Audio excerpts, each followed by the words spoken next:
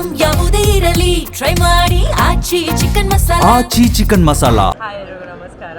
ಸಾಮಾನ್ಯವಾಗಿ ಬೇರೆ ಸಿನಿಮಾ ಅಂತ ಅನ್ಬೇಕಾದ್ರೆ ಬೇರೆ ಕಡೆ ಹೋಗಿ ನಾವು ಸಿನಿಮಾ ಹೆಂಗಿದೆ ಅಂತ ಜಡ್ಜ್ ಮಾಡ್ತೀವಿ.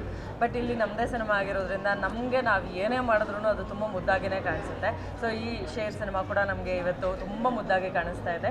ನಾವು ಪ್ರತಿಯೊಂದು ಕ್ಯಾರೆಕ್ಟರ್ ಮಾಡಬೇಕಾದ್ರೂ ಅಥವಾ ಸಿನಿಮಾ ಮಾಡಬೇಕಾದ್ರೂ ಪ್ರತಿಯೊಬ್ಬರಿಗೂ ಇಷ್ಟ ಆಗುತ್ತೆ, ಆಡಿಯನ್ಸ್ಗೆ ಅದು ಇಷ್ಟ ಆಗುತ್ತೆ ಅನ್ನೋದನ್ನ ಮನಸ್ಸಲ್ಲಿ ಇಟ್ಕೊಂಡೇ ಸಿನಿಮಾ ಮಾಡಿರ್ತೀವಿ. ಪ್ರತಿಯೊಂದು ಕ್ಯಾರೆಕ್ಟರ್ ಆಗಿರ್ಬೋದು, ಸರ್ ಮ್ಯೂಸಿಕ್ ಮಾಡೋದಾಗಿರ್ಬೋದು, ಪ್ರಸಿದ್ಧ ಸರ್ ಡೈರೆಕ್ಷನ್ ಮಾಡೋದಾಗಿರ್ಬೋದು, ಕೌಶಿಕ್ ಸರ್ ಅವರ ಕ್ಯಾಮ್ರಾ ವರ್ಕ್ ಆಗಿರ್ಬೋದು, ಪ್ರತಿ ಆ್ಯಕ್ಟ್ರ್ ಆಗಿರ್ಬೋದು, ಎಲ್ಲರೂ ಒಂದು ಹೋಪ್ ಇಟ್ಕೊಂಡು ಸಿನಿಮಾನ ಮಾಡ್ತೀವಿ. ಇವತ್ತು ಸಿನಿಮಾನ ಮಾಡಿ ನಿಮ್ಮ ಮುಂದೆ ಪ್ರೆಸೆಂಟ್ ಮಾಡಾಗಿದೆ. ಸೊ ಎಲ್ಲರೂ ದಯವಿಟ್ಟು ಥಿಯೇಟ್ರ್ನಲ್ಲಿ ಸಿನಿಮಾನ ನೋಡಿ ನಮ್ಮ ಸಿನಿಮಾಗಳನ್ನ ಗೆಲ್ಲಿಸಿ, ಕನ್ನಡ ಸಿನಿಮಾಗಳನ್ನ ಥಿಯೇಟ್ರ್ ನೋಡಿ ಯಶಸ್ವಿಗೊಳಿಸಬೇಕು ಅಂತ ಕೇಳ್ಕೊಳ್ತೀನಿ. Thank you. ಎಲ್ರಿಗೂ ನಮಸ್ಕಾರ. ಈ ಸಿನಿಮಾ ಅಂತೂ ತುಂಬ ಚೆನ್ನಾಗಿ ಬಂದಿದೆ. ಎಸ್ಪೆಷಲಿ ಈ ಸಿನಿಮಾ ನನಗೆ ಡ್ರೀಮ್ ಕಮ್ ಟ್ರೂ ಅಂತಲೇ ಹೇಳ್ಬೋದು. ಯಾಕಂತಂದರೆ ಈ ಸಿನಿಮಾ ನನಗೆ ಕಂಪ್ಲೀಟ್ ಹೀರೋಯಿನ್ ಲೀಡ್ ಆಗಿ ನನಗೆ ಆಪರ್ಚುನಿಟಿ ಸಿಕ್ಕಿದೆ.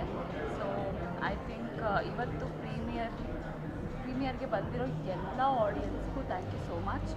ಆ್ಯಂಡ್ ಐ ಥಿಂಕ್ ಎಲ್ರಿಗೂ ಈ ಸಿನಿಮಾ ಇಷ್ಟ ಆಗಿದೆ ಅಂತ ಅಂದ್ಕೊಳ್ತೀನಿ.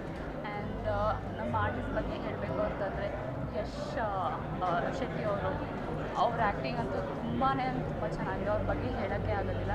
ಆ್ಯಂಡ್ ತನಿಷಾ ಪಾಪ್ ರೋಲ್ ಅಂತೂ ಓ ಮೈ ಗಾಡ್, ಐ ಥಿಂಕ್ ನಾನೇ ಅವ್ರ ಫೈಟಿಂಗೆಲ್ಲ ನೋಡಿ ನನ್ನ ಮಹಾಲಕ್ಷ್ಮಿ ಮ್ಯಾಮ್ ನೆನಪಾದರು.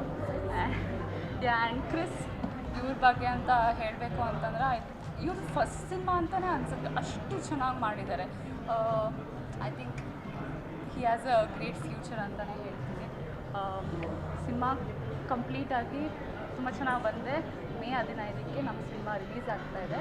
ಎಲ್ಲರೂ ಸಿನಿಮಾನ ಥಿಯೇಟರ್ಗೆ ಹೋಗಿ ನೋಡಿ ಅಂತ ಕೇಳ್ಕೊತೀನಿ. Thank you so much.